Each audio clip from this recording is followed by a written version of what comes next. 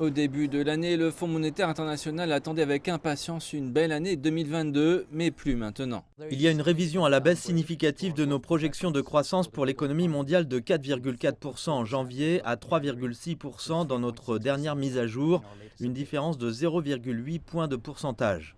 C'est une deuxième et importante baisse pour le FMI et cette croissance plus faible est maintenant aggravée par des prix plus élevés pour les consommateurs qui peuvent être vus et ressentis partout. Les prix mondiaux du pétrole brut et de l'essence ont grimpé après que la Russie, l'un des plus grands exportateurs mondiaux, a attaqué l'Ukraine. Les prix sont peut-être en train de baisser, mais pour le FMI, le mal est fait. L'impact du conflit en Ukraine a aggravé une crise d'inflation érodant les gains d'une économie bénéficiant d'un faible taux de chômage et de fortes hausses de salaire. Et même si cela ne constitue pas une menace pour la stabilité financière de la même échelle que le crash financier de 2008, il y a des répercussions.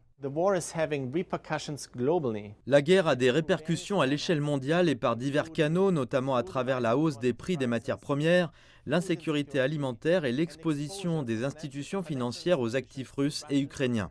Les banques centrales du monde entier tentent de maîtriser l'inflation en augmentant leurs principaux taux d'intérêt après les avoir abaissés pour stimuler les économies pendant la pandémie.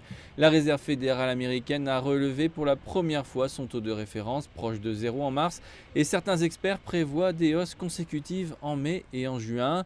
Mais avec certains économistes qui s'attendent maintenant à une récession, le FMI avertit que ces hausses de taux d'intérêt doivent être gérées avec précaution pour s'assurer que les conditions financières ne dissuadent pas les entreprises et les consommateurs.